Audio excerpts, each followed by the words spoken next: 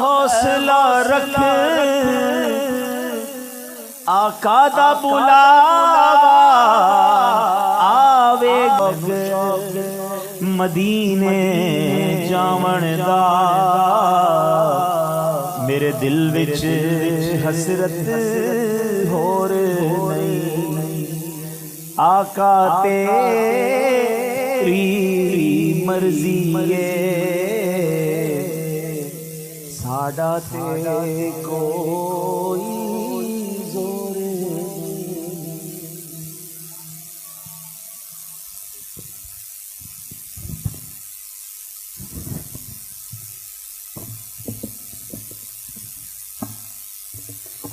الحمدللہ رب العالمین والصلاة والسلام علی خاتم النبیین اما بعد فاعوذ باللہ من الشیطان الرجیم بسم اللہ الرحمن الرحیم پڑھیے الصلاة والسلام علیک یا رسول اللہ وعلی آلک واصحابک یا حبیب اللہ الصلاۃ والسلام علیک یا نبی اللہ وعلی آلک واصحابک یا نور اللہ۔ پیارے پیارے اسلامی بھائیوں، مدنی چینل کے ناظرین، سوشل میڈیا کے ناظرین، آج پاکستان کے شہر شاہکوٹ میں ہم موجود ہیں۔ مدنی مذاکرہ اجتماع کا سلسلہ ہے۔ الحمدللہ شیخ طریقت امیر اہل سنت بلال مولانا محمد الیاس اتار قادری صاحب کے بڑے ہی پیارے عشق بھرے کلمات ہم سن رہے تھے، اور اب مختصر سنت و بھرے بیان کا بھی سلسلہ ہے۔ رب کریم ہم سب کی حاضری کو اپنی بارگاہ میں قبول فرمائے۔ میں شاہکوٹ والوں کا شکریہ ادا کروں گا۔ گزشتہ کئی سالوں سے آپ کی طرف سے پیغام ملتا رہا، اور آج اللہ کی رحمت سے میری حاضری ہوئی۔ ماشاءاللہ بڑی تعداد میں آپ اسلامی بھائی جمع ہیں، یقیناً اس کے لیے بڑی تیاریاں ہوئی ہوں گی۔ اللہ کریم آپ سب کی کاوشوں کو، کوششوں کو، جس میں اس اجتماع میں جو بھی حصہ ملایا، اللہ آپ سب کو اس کی بہترین جزا عطا فرمائے۔ درود پاک پڑھنے کے بے شمار فضائل و برکات ہیں۔ کعبے کے بدر الدجا، طیبہ کے شمس الضحیٰ صلی اللہ تعالی علیہ وسلم پر درود پاک پڑھنا بہت ساری برکتیں لاتا ہے، مگر شاید بہت سارے لوگوں کو یہ نہیں پتا کہ درود پاک نہ پڑھنا یہ کتنی بڑی، یوں سمجھیے کہ ہمارے لیے محرومی لاتا ہے۔ کچھ لوگ درود پاک کو بڑا نارمل سمجھتے ہیں، پڑھ لیا تو ٹھیک ہے، نہیں پڑھا تو کوئی بات نہیں۔ ایسا نہیں ہے، اس کو اس واقعے سے سمجھیے کہ ایک بار بی بی عائشہ صدیقہ طیبہ طاہرہ رضی اللہ تعالی عنہا گھر میں کچھ سی رہی تھیں۔ رات کا آخری پہر تھا اور چراغ گل ہو گیا، آپ کی سوئی بھی آپ کے ہاتھ سے گر گئی۔ ابھی اتنی ساری لائٹیں جل رہی ہیں، ابھی سوئی گر جائے تو ابھی ڈھونڈنا مشکل ہے، اندھیرے میں، آدھی رات کے اندھیرے میں تو سوئی نہیں تلاش کی جا سکتی۔ مگر آپ فرماتی ہیں کہ اتنے میں میرے آقا مدینے والے مصطفیٰ صلی اللہ تعالی علیہ وسلم اپنا نور والا چہرہ چمکاتے ہوئے میرے کمرے میں تشریف لے آئے۔ آپ کتنے حسین ہیں۔ تو سرکار دو عالم علیہ السلام نے فرمایا کہ بد نصیب ہے وہ شخص جو قیامت کے دن میرا یہ چہرہ نہیں دیکھ سکے گا۔ اب ذرا آپ غور کریں کہ یہ کتنی بڑی بد نصیبی ہے، نبی پاک کا دیدار، وہ بھی قیامت کے دن نہ ملنا۔ سمجھ آ رہی ہے آپ کو کہ شفاعت دینی کس نے ہے، اللہ سے ہماری بخشش کروانی کس نے ہے، آب کوثر یا جام کوثر ہم نے حاصل کس سے کرنا ہے، سب کچھ تو نبی پاک سے لینا ہے۔ اور اگر آقا کا دیدار ہی کسی کو نہ ہوا تو وہ کہاں جائے گا؟ تو بی بی عائشہ نے فوراً پوچھا، حضور وہ محروم، وہ بد نصیب کون ہے؟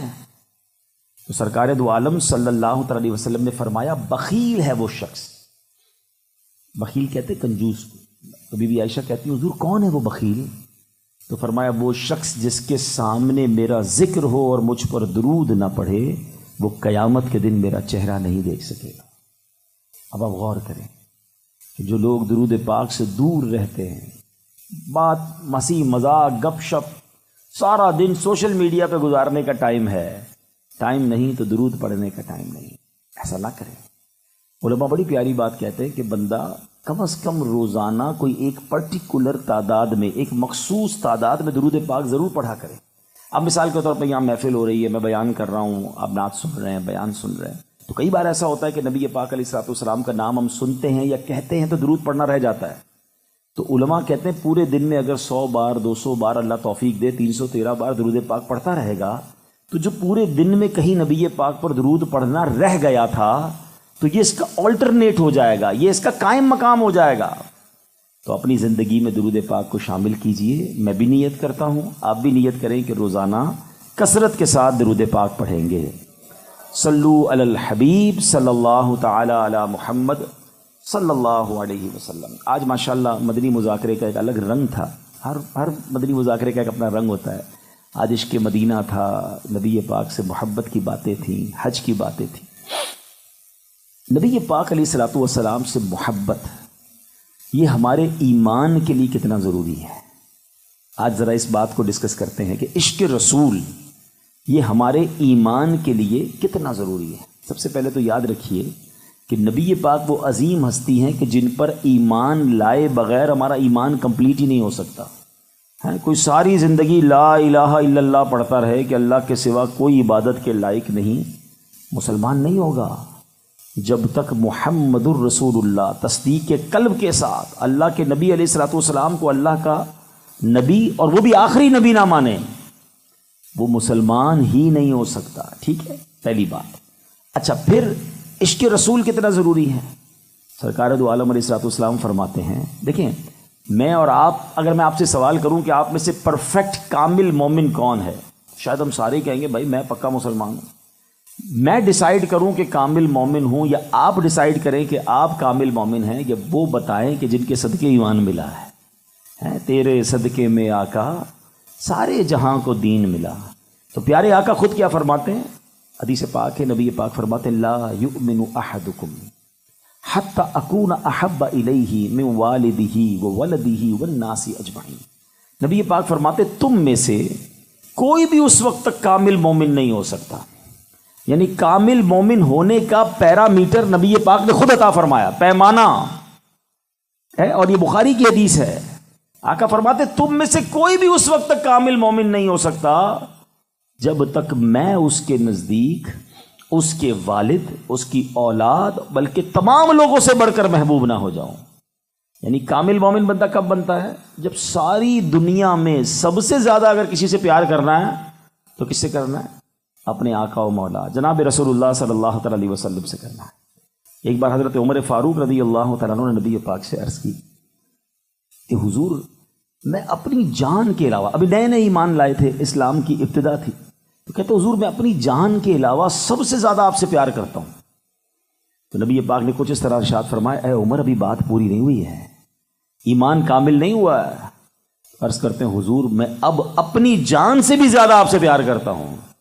نبی پاک نے فرمایا اے عمر اب بات کمپلیٹ ہوئی ہے, اب ایمان کامل ہوا ہے.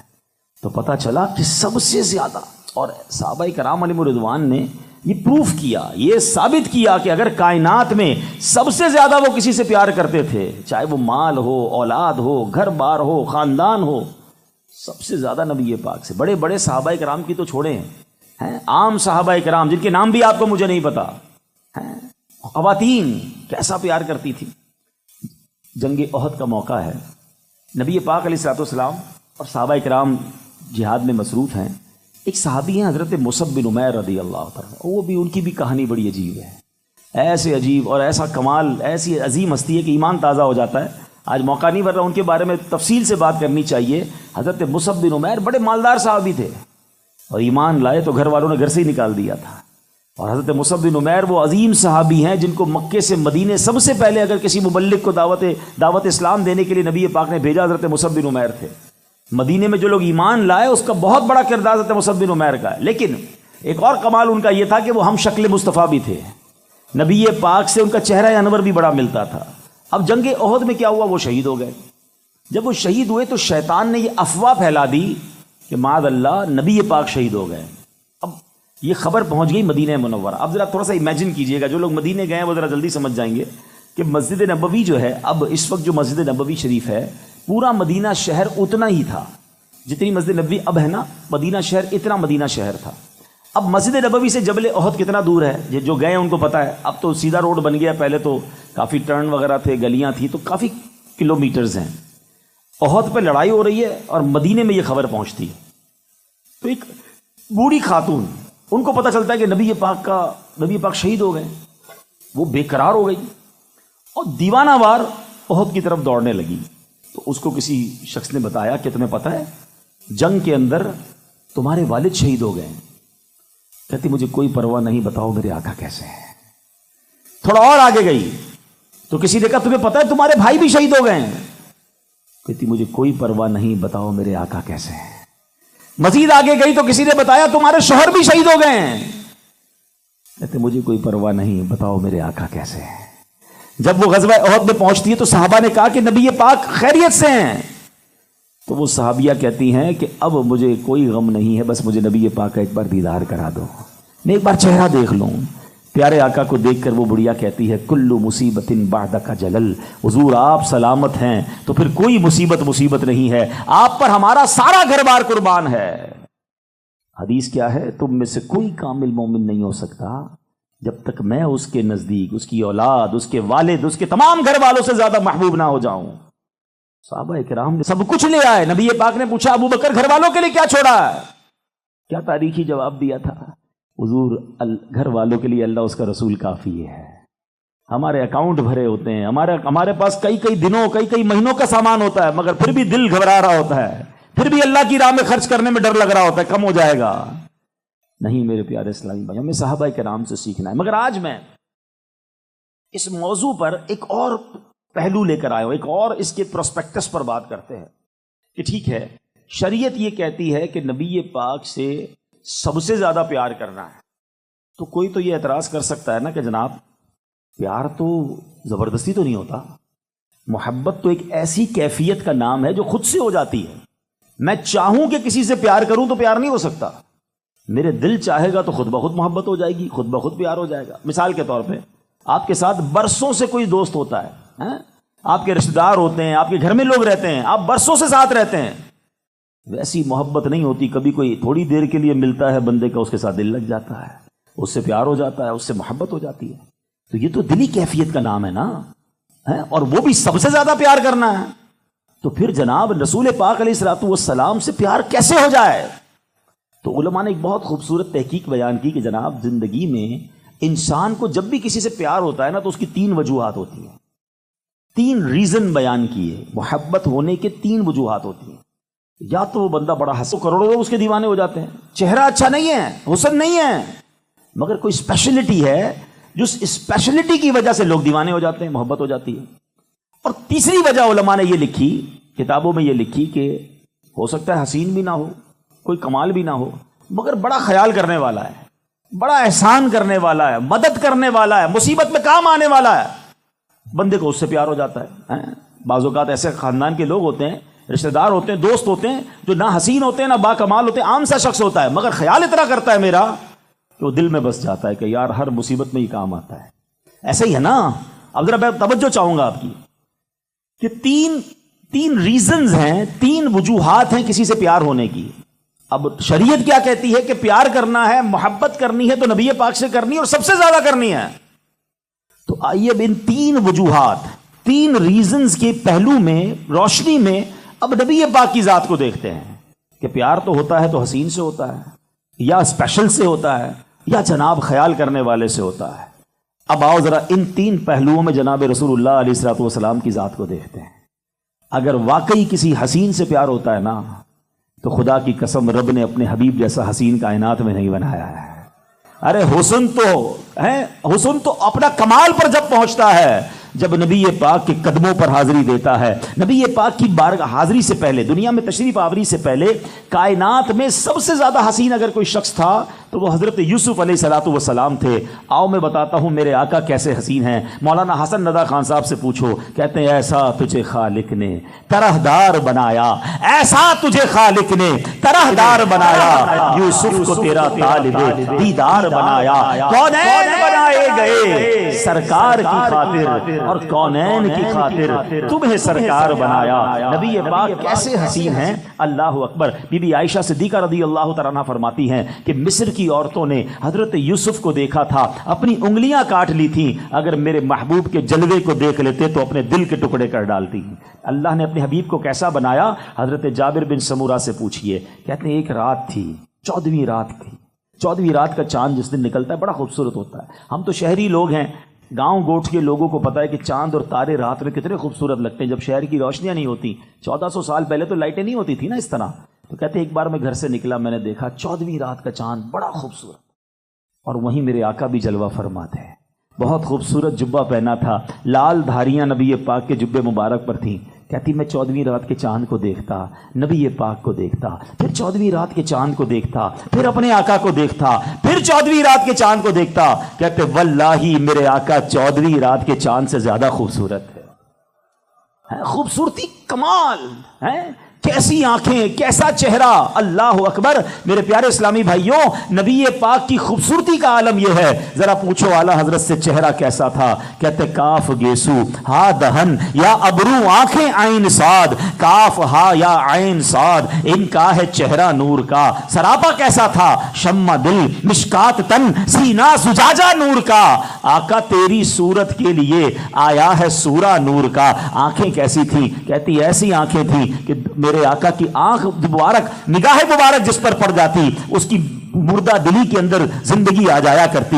فرماتے جس طرف اٹھ گئی دم میں دم آ گیا، اس نگاہ عنایت پہ لاکھوں سلام۔ ہونٹ مبارک کیسے تھے؟ کہتے پتلی پتلی گلے قدس کی پتیاں، ان لبوں کی نزاکت پہ لاکھوں سلام۔ بتاؤ تو صحیح نبی پاک کے جناب چہرہ انور کی رنگت کیسی تھی؟ کہتے جس کی رنگت سے بے رنگے رنگے گئے، اس چمک والی صورت پہ لاکھوں سلام۔ بتاؤ تو صحیح ہاتھ کیسے تھے؟ کہتے ہاتھ جس سمت اٹھا غری کر دیا، موجے بحر سماحت پہ لاکھوں سلام۔ بتائیں تو صحیح کان کیسے تھے؟ دور و نزدیک تھے سننے والے وہ کان، کان لعلے کرامت پہ لاکھوں سلام۔ آقا کی زلفیں اور بال کیسے تھے؟ کہتے ہیں لیلۃ القدر سے مطلع الفجر حق مانگتی استقامت پہ لاکھوں سلام۔ اللہ اکبر۔ بازوؤں کی طاقت کا عالم کیا تھا؟ جن کو بارے دو عالم کی پرواہ نہیں، ایسے بازو کی قوت پہ لاکھوں سلام۔ میرے آقا کی سبحان اللہ زبان مبارک کیسی تھی؟ کہتے ہیں وہ زبان جس کو سب کن کی کنجی کہیں، اس کی نافذ حکومت پہ لاکھوں سلام۔ سبحان اللہ۔ رب نے اپنے حبیب کو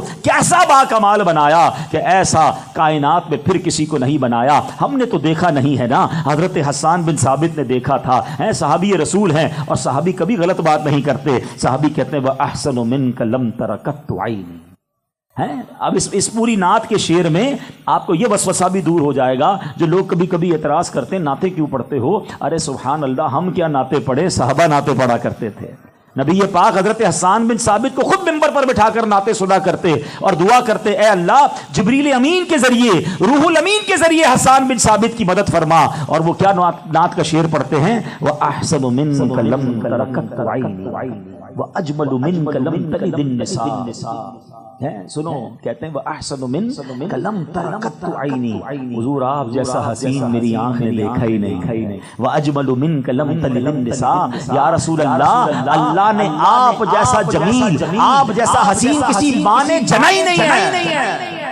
ذرا رک جاؤ، حضرت حسان بن ثابت یہ پڑھیں اور آج اردو میں ہم پڑھیں کہ جیسے میرے سرکار ہے، ایسا نہیں کوئی۔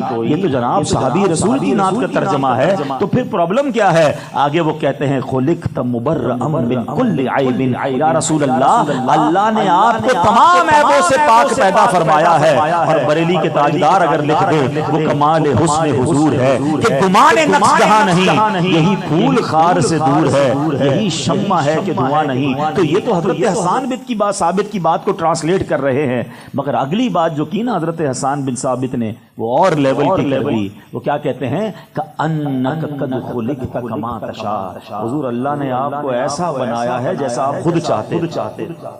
ہاں، بڑی گہری بات ہے، بنایا ہی ایسا ہے جیسا آپ خود چاہتے تھے. اور یہی بات تو بریلی کے تاجدار لکھتے ہیں. کیا لکھتے ہیں؟ خدا کی رضا چاہتے ہیں دو عالم، خدا کی رضا چاہتے ہیں دو عالم، خدا چاہتا ہے رضائے محمد. تو سبحان اللہ، میرے آقا ایسے حسین ہیں. اچھا جناب، دنیا کے کسی حسین سے پیار کرنا ہے، دنیا کے کسی حسین سے محبت کرنی ہے، چلو مقابلہ کر لیتے ہیں. مجھے بتاؤ، جس حسین سے پیار کرتے ہو، دنیا کا جو سب سے زیادہ حسین بندہ ہے، ذرا دیکھو تو صحیح، اس کے پسینے سے بو آتی ہوگی، اس کے تھوک سے گھن آتی ہوگی. میں تو اس حسین کی بات کر رہا ہوں کہ جس کا پسینہ مشک کی خوشبو سے بھی زیادہ خوشبودار ہے.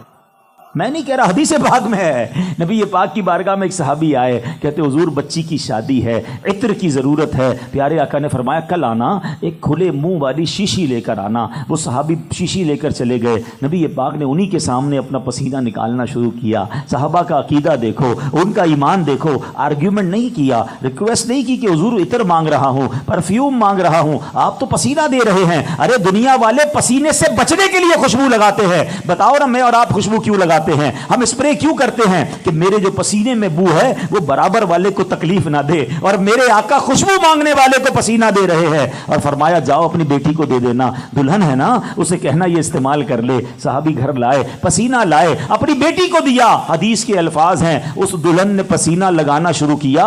صرف کمرہ نہیں مہکا، اس پورے گھر کا مہک جو ہے وہ پورے مدینے میں خوشبو مہکنا شروع ہو گئی. حدیث کے الفاظ ہیں، وہ گھر بیت المطیبین، خوشبوؤں والے گھر کے نام سے مشہور ہو گیا.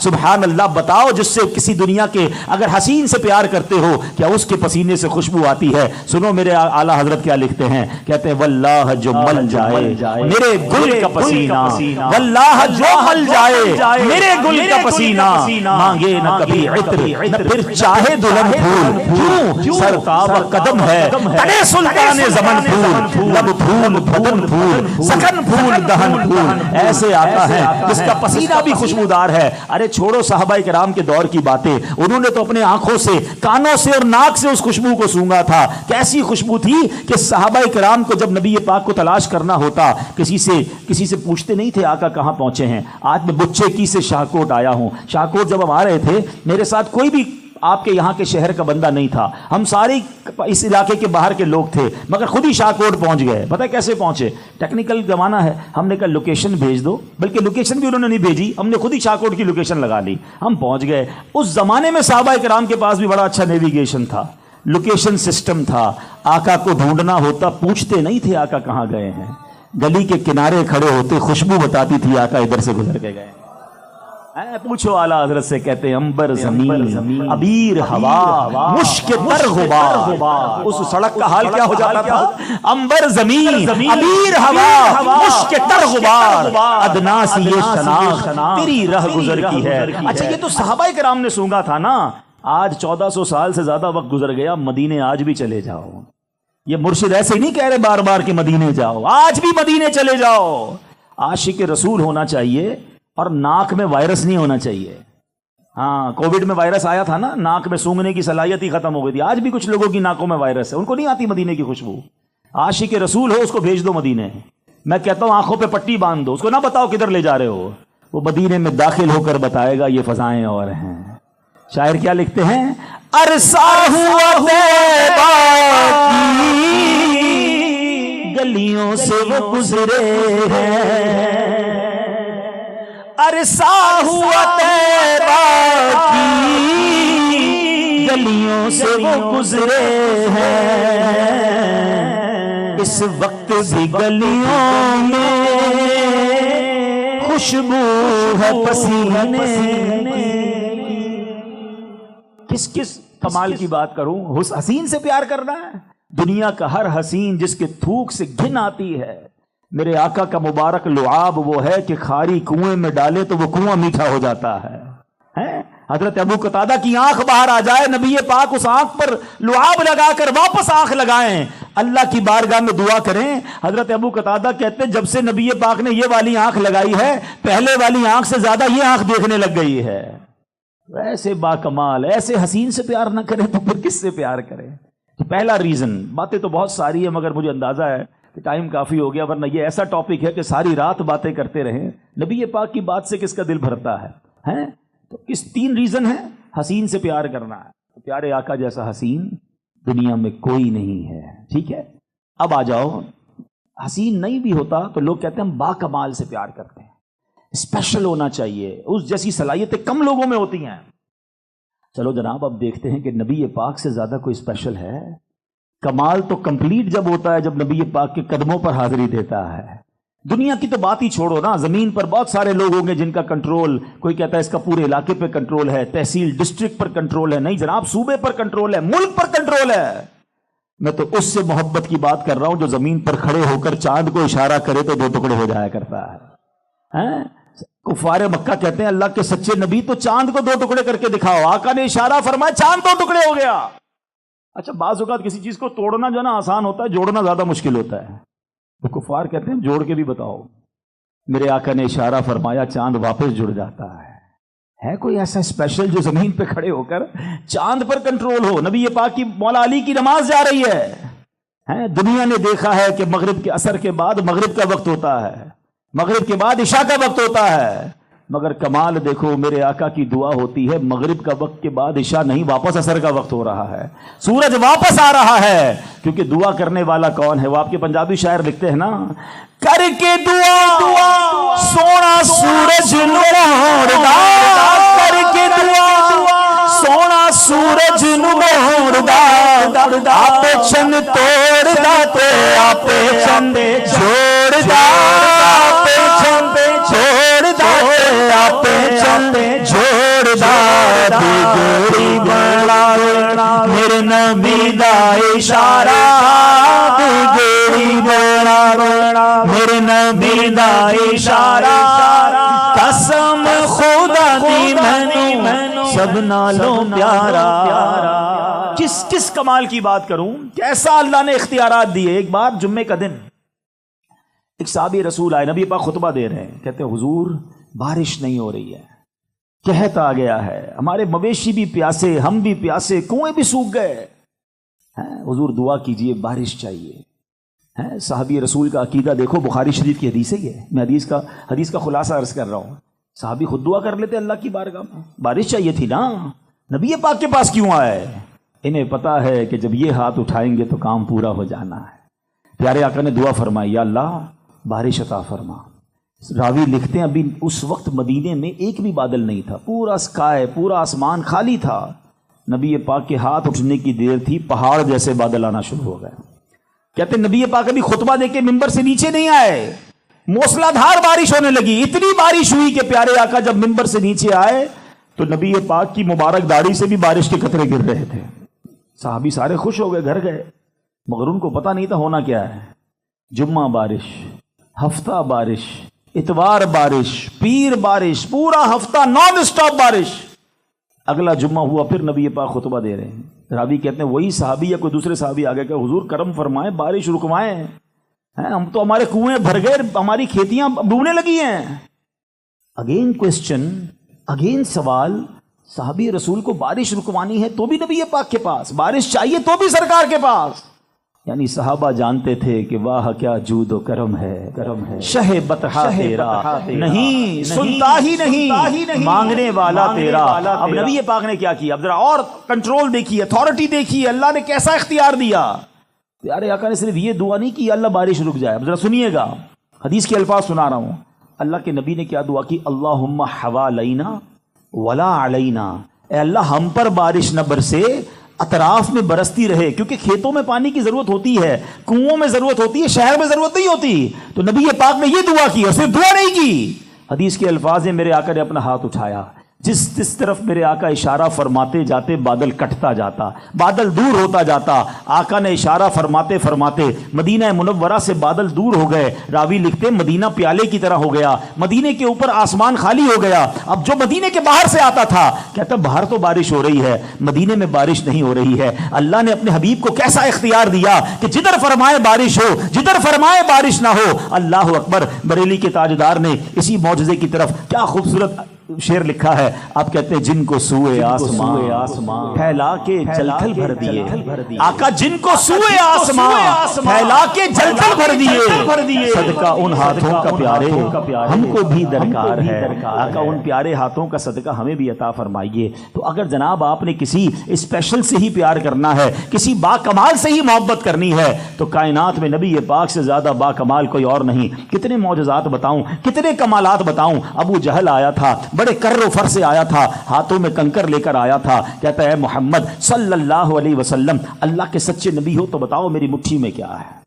بڑا کمال کا سوال تھا، یہی بتانا بڑی بات تھی کہ مٹھی میں کیا ہے، مگر نبی پاک کا جواب سنو، فرماتے ابو جہل میں بتاؤں تیری مٹھی میں کیا ہے، یہ جو تیری مٹھی میں کنکر ہے بتا دیں کہ میں کون ہوں۔ اور وہ کنکر کلمہ پڑھنا شروع ہو گئے۔ آپ ذرا سوچئے نبی پاک کے کمالات کا اور نگاہ عنایت کا عالم کیا ہے۔ اعلیٰ حضرت کہتے ہیں نا، سرے عرش پر ہے تیری گزر، دل فرش پر ہے تیری نظر، ملکوت و ملک میں کوئی شے نہیں وہ جو تجھ پہ عیاں نہیں۔ اللہ نے ایسا با کمال اپنے حبیب کو بنایا۔ تو اے میرے پیارے اسلامی بھائیوں، اگر با کمال ہی سے محبت کرنی ہے تو سرکار دو عالم علیہ الصلوۃ والسلام جیسا با کمال اس کائنات میں نہ آیا ہے نہ کبھی آنا ہے، کیونکہ رب نے اپنے حبیب کو کیسا بنایا ہے؟ تجھے یک نے یک بنایا، تجھے یک نے یک بنایا۔ اللہ نے ایسا بنایا پھر ایسا کسی کو نہ بنایا۔ سبحان اللہ۔ اب آئیے تیسرے ریزن کی طرف کہ جناب محبت ہوتی ہے تو حسین سے ہوتی ہے یا با کمال سے ہوتی ہے یا کسی خیال کرنے والے سے ہوتی ہے، کسی احسان کرنے والے سے ہوتی ہے۔ آج نوجوان بیٹھے ہیں، نوجوانوں کو پوچھو کس سے محبت کرتے ہو، کہتے فلاں کرکٹر سے کرتا ہوں، فلاں فٹ بالر سے کرتا ہوں، فلاں گلوکار سے کرتا ہوں، اپنے کمرے میں تصویریں لگا کے بیٹھتے ہیں۔